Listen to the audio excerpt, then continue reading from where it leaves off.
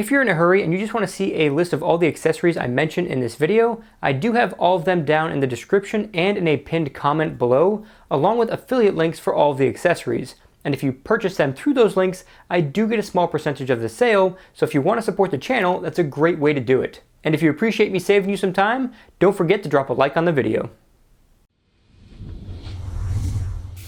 This is my favorite wireless charging car mount.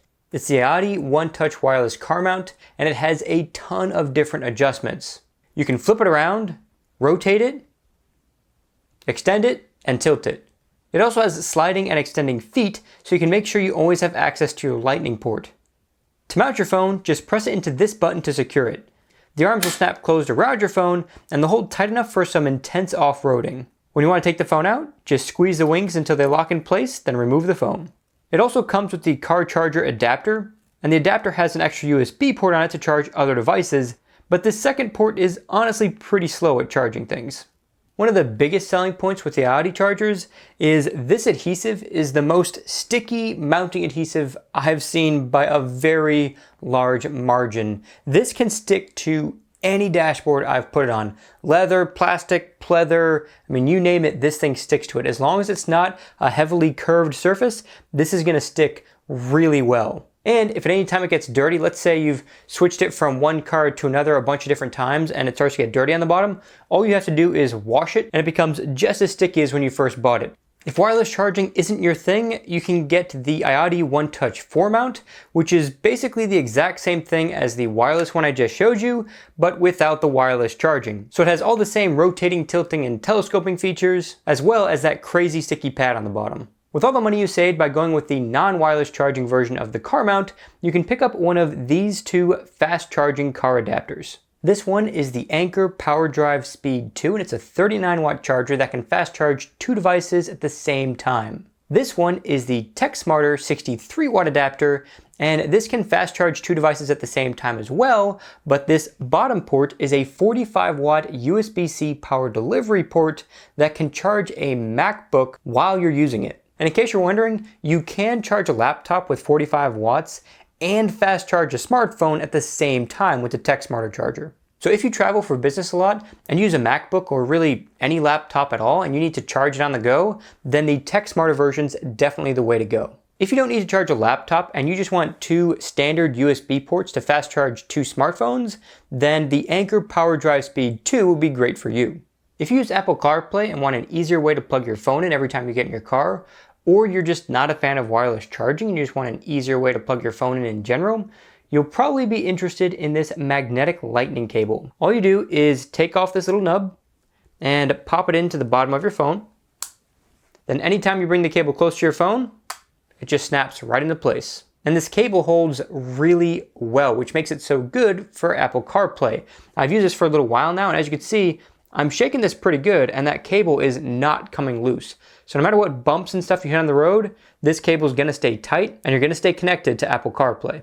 It's so tight that if you pull it straight out, it actually takes the connector out with it. Now this is a good thing because this is part of why the connection stays so secure. But if you don't want this nub to come out, all you have to do is press on the connector so that it disengages and then pull down. This cable also has a little blue light on the side to let you know that the cable has power, which is a neat little feature. And speaking of power, this cable also supports fast charging. Something else that's awesome about this cable is it is fully reversible. So you can see I can pull it off, flip it over, and it snaps right back on. Now this is really impressive to me because this was one of the only cables I could find that was reversible and had the data connection to support Apple CarPlay. Lots of people ask me what my favorite case and screen protector are for the phones that I use, and particularly for the iPhone, my favorite case is the Spigen Ultra Hybrid. And the reason for this is it's a clear case, so you can see the Apple logo and the cool colors that Apple typically does on their phones. It's got a nice camera cutout. It is super protective, and the buttons are super tactile. And the case isn't too bulky either. It's definitely a thicker case, but it's not huge. For pretty much every other device, my go-to cases are the Spigen Neo Hybrid, and Spigen Tough Armor. The Neo Hybrid is a super slim case. I love the pattern. It feels super premium, and it's definitely the thinnest case I've found that's also super protective. And again, the buttons are super tactile, which is really important when you're looking for a good case. And the Tough Armor is a bit more rugged, still has pretty good buttons, and also has the added benefit of a kickstand on the back. Now, of these three cases, it really comes down to personal preference. All three are excellent cases, and I do switch around between them on all of my different devices. And in case you're wondering, this is not sponsored by Spigen. I actually just happen to really like their cases. As far as screen protectors go, I honestly don't use them, but from what I've researched and found other people having good luck with, I highly recommend going with a tempered glass screen protector over a plastic screen protector, because the tempered glass is going to last a lot longer and it's going to do a much better job protecting your phone. As far as a specific screen protector, I did find two that were highly rated on Amazon, so I'll link those down in the description if you're interested. Have you ever tried to precariously lean your phone up against something to get a group photo, only to have your phone fall when you walked away from it? This next product is for you. It's the Griptight One Microstand, and it's the most compact, fully featured smartphone tripod I could find. It folds flat and fits easily in your pocket, and has a ball head so you can still get perfectly level shots on uneven surfaces. Over the past year alone, I've used this to take dozens of pictures with friends and family. And if you have an Apple Watch, you can open up the camera app to take the pictures remotely, which is extremely useful when trying to get group photos with little kids. If you need something a bit more rugged and versatile, I recommend the Joby GorillaPod. This one has huge articulating legs with tons of different positions that you can put them into to make it really easy to wrap them around a tree limb or railing or really anything you want. And if you straighten the legs all together, you can use it sort of like a selfie stick if you want to get more people in the shot. And the top actually has a ball head, so if I unscrew this, you can see that this can turn and rotate in any direction I want to get the perfect angle for what I'm trying to do. If you do a lot of road trips, camping, hiking, or really any other outdoor activities, this is the tripod you should go for. And one more thing, this smartphone adapter is sold separately, so I'll have a link to both the GorillaPod and the adapter down in the description. Since I just mentioned using the Apple Watch to take photos with your phone, let's talk about the watch itself for a minute. If you're in the market for a smartwatch for your iPhone, there really is no better watch than the Apple Watch. Now, sure, you can use Samsung's Galaxy Watch with an iPhone, but it's pretty limited. And if you want to see how limited it is, I did a whole video dedicated to just that subject, and you can check that out by clicking the card above or the link in the description. So this is the Apple Watch Series 5, and compared to the Series 4, it adds an always-on display. And that just means you have the option to keep the clock face always active even when your wrist is down. I personally tried this feature out, and I got about 27 hours of battery life with no exercise tracking, which is okay, but it's really not up to par with like the Galaxy Watch, where I would get 2 full days with an always-on display on. Needless to say, I turned the always-on display off on my Apple Watch, and I now get nearly 2 days of battery life. But aside from the always-on display, there's really no difference between the Apple Watch Series 4 and the Series 5. There were a few apps that came out with the Series 5, but my understanding is that all of those apps are coming to older versions of the Apple Watch as well.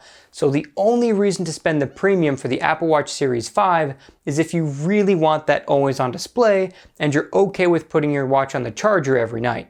If the always-on display doesn't matter to you, then definitely save some money and get the Apple Watch Series 4. If you want to save even more money, you can get the Apple Watch Series 3 for almost half the price of the Apple Watch Series 5. Now with the Series 3, you do lose a few more features.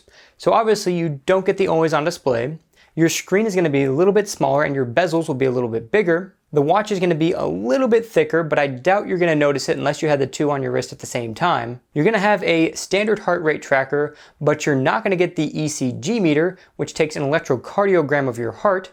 Now, this is particularly useful for people who either have heart conditions or they're worried about a heart condition. But if you don't have a heart condition or you're not worried about a heart condition, then this feature really doesn't matter for you. And the Series 3 also doesn't have fall detection. But again, unless you're worried about falling, then this feature really doesn't matter too much for you. You're also likely going to get a little bit less battery life on the Series 3. But if you're okay with those trade-offs, definitely go with the Series 3 and save yourself a ton of money. I should also note that the Series 4 is being discontinued, so if you want to get one of those, definitely get it quickly because you won't be able to buy it soon. And the reason it's being discontinued is that Apple's using all of the Series 4 parts to build the Series 5. So that right there tells you that it's pretty much the exact same smartwatch. Hopefully that gives you enough information to make a very informed decision when buying an Apple Watch for yourself. And if you guys want to learn even more about the Apple Watch, I have a few big videos for it coming up real soon. So definitely smash that subscribe button and hit the notification bell so you guys will be notified right when the videos drop. The iPhone hasn't had a headphone jack for a long time. So if you haven't already picked up a set of wireless earbuds, now's a pretty good time. Apple's AirPods are a pretty safe bet. They've got decent sound quality, good battery life, and excellent call quality, but they're really not that great for working out. And the reason for that is they basically just kind of sit in your ear and they hold well enough for light workouts, but if you do anything that's going to require you to shake your head a lot or maybe some heavy running or something like that, these do tend to fall out. But a great way to fix that is to pick up some of these EarBuddyz Ear Hooks. These slip right onto the AirPods and the hooks grab onto your ear to hold them in place. And I gotta say, it works really well. These are way more stable in my ears with these simple ear hooks than they are without them. And these are super comfortable, so you can definitely keep them in your ear for an extended workout. If you feel like spending a little bit extra, you can get the Ear Hooks Ultras, which add a little cone to the tip to help create a seal in your ear. And this does make a noticeable difference in the quality of the bass with these earbuds. These come with 3 different sizes, so you can get the perfect fit for your ear. And the Ultras also add this little carrying case that you can put the covers in. Now this carrying case is really valuable because you do have to take these covers off every time you put the AirPods back in the case. That's for obvious reasons. Obviously these hooks are way too big to fit within this case when you pop them back in. So it's a little inconvenient, but this little carrying case does help alleviate the issue a bit. If you want a little bit better sound quality, better battery life, better audio controls, much better fitment for working out, and you want to save some money, then I recommend checking out Samsung's Galaxy Buds. These are the only fitness earbuds that are comfortable enough for me to keep in my ears for at least 5 straight hours without getting ear fatigue. Now, the AirPods are also really comfortable, but those are not really fitness oriented. Those are just general listening earbuds. Since the Galaxy Buds create a seal in your ear, and the tube that holds the speaker actually protrudes into your ear canal, you get much better bass with the Galaxy Buds than you do on the AirPods. Like, it's a really noticeable difference.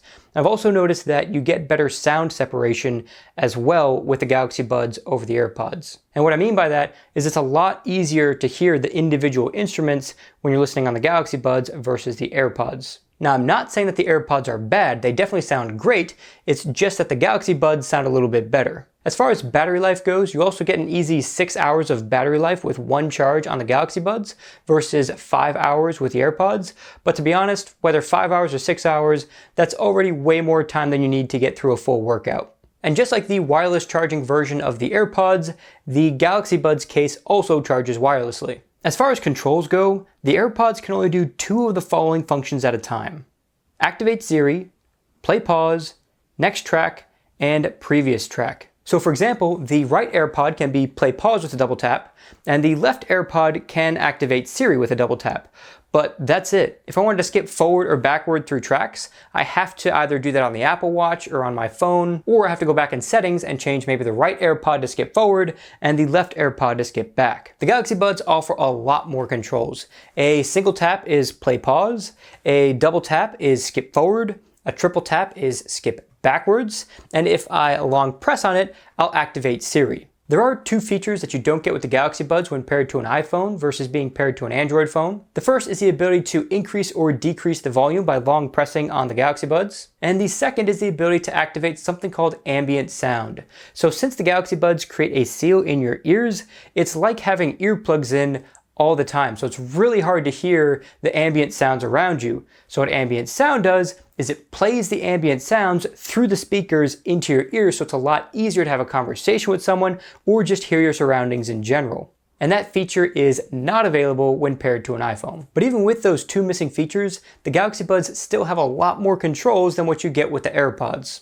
The call quality is vastly superior on the AirPods than it is on the Galaxy Buds. So if you make a lot of phone calls or you plan to make a lot of phone calls with these earbuds in, definitely do not get the Galaxy Buds and spend a little bit more to get the AirPods. But if you're someone who works out a lot and you really care about fitment, audio quality, and battery life, as well as having a lot of audio controls, then definitely spend a little bit less and get the Galaxy Buds.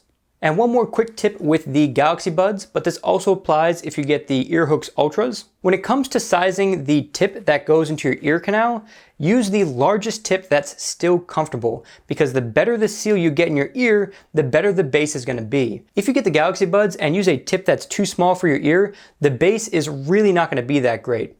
And the same goes for the Ear Hooks Ultras. If you use a tip that's too small there, it's not going to make as big of an improvement on the bass on the AirPods. And if you guys want to learn a lot more about the Galaxy Buds, then check out my full review by clicking the card above or the link in the description. iPhones have supported wireless charging for a while now, so if you haven't already jumped on board, now's a good time to do it. And if you're looking for a great fast wireless charger that's also really inexpensive, look no further than the Seneo fast wireless chargers. These will fast charge your iPhone and they're angled up, which is awesome for a nightstand because at night you can quickly just look over and double tap your phone to see what time it is. If you went all in on Apple products and you have an iPhone, AirPods, and an Apple Watch, then this 3-in-1 charger from Seneo is the one to get. This one also fast charges your phone and has a cutout here where you can put your official Apple Watch charger.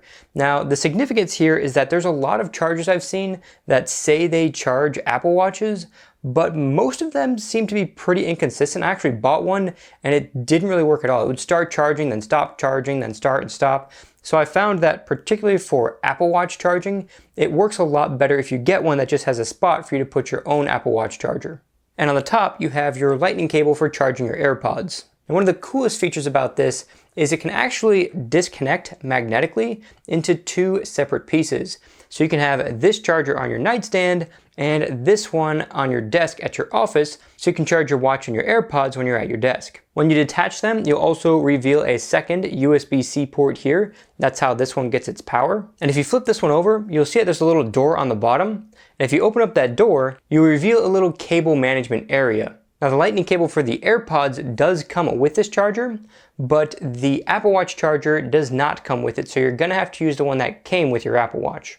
All you have to do is feed the cable for the Apple Watch charger through the front, then just coil up the wire and stuff it into this cable management area, and just plug the other end of the cable into this USB port right here.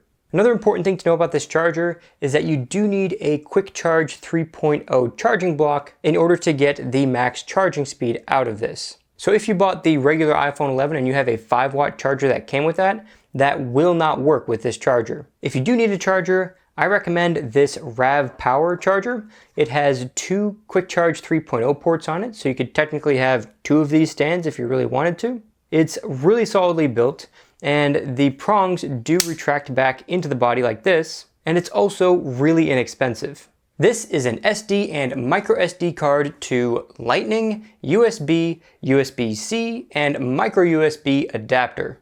You just plug either your SD or micro SD card into the bottom, pop the cap off of the Lightning side of the connector, and plug that into your iPhone.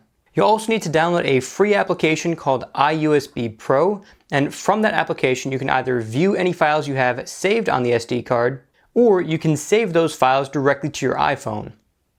This adapter is going to be really useful for a lot of different people. If you film often with a GoPro, like let's say you get a lot of action footage, with this adapter you can transfer all of that action footage to your iPhone and edit that footage right on your iPhone. Or if you have a dash cam and just got into an accident, you can take the SD card out, pop it in here, pop that in your phone, and then show a police officer exactly what happened to cause the accident. If you have a trail cam, this is also a great way to quickly check the footage without having to bring a laptop with you. And if you travel a lot and have the 64 gig version of the iPhone 11, then you obviously don't have too much storage space for movies and music, so you can put your movies and music on an SD card and listen to that music and watch those movies on your flights when you don't have access to Wi-Fi. Another super cool feature about this is I said it has micro USB, but as you can see, there's only 3 spots here. Well, the micro USB is actually tucked right behind this. You just flip this down and now you have micro USB. That is a pretty neat way to include that connector. Granted, there aren't too many devices that use micro USB nowadays anyway, but it's cool that there's a way to use it. One more detail about this is that the description for this product says that it only supports up to 128 gigabytes for an SD card, but I just put in this 256 gig SD card and it worked perfectly fine. And speaking of micro SD cards, if you don't have one and want to get one, I'll have a link to a few good ones down in the description. And I'm sure someone's going to ask this question, so I'm just going to address it now. You cannot have both a micro SD card and SD card plugged in at the same time. If you do that, your phone's only going to recognize one of the two cards that are installed. If you're subscribed to a lot of streaming services like Netflix, Hulu, CBS, HBO, and so on, then you may want to consider getting an Apple TV. Now the reason is because the Apple TV takes all of those services and combines them into a single location. So if you're going to be searching for a movie to watch or a TV series to watch or something like that, you can search through all of the different services in one place instead of opening an application like Netflix, seeing what's available to watch on Netflix, then closing out of that application, then opening up like your CBS app, seeing what's available there, then closing out of that, opening up HBO. You kind of get the point. There's a lot of switching back and forth between applications, but with the Apple TV, it's all in one place. And in November, Apple's going to be releasing a service called Apple TV Plus, which is much like a Netflix, but with way less content. I'm pretty sure Apple TV Plus is going to launch with something like 5 or 6 titles. Really not much at all, but Apple plans on adding a lot more over the course of the next year. But the best part about Apple TV is if you bought an iPhone 11, which you probably did if you're watching this video, then you get 1 year of Apple TV Plus totally free. So if you're really big into streaming services, definitely look into getting an Apple TV. Now that I've told you what my favorite iPhone 11 accessories are, I want to hear what your favorite accessories are down in the comments below, because the iPhone has a ton of different really cool accessories, and I'm sure I missed some of them when I was doing my research. And as always guys, don't forget to like it if you liked it, share it if you loved it, and subscribe to see more in-depth smartphone coverage and those Apple Watch videos that I mentioned earlier. And while you're at it, smack that notification bell so you can be the first to know when the videos drop. That's it for this Techisode. God bless guys, and I'll catch you in the next one.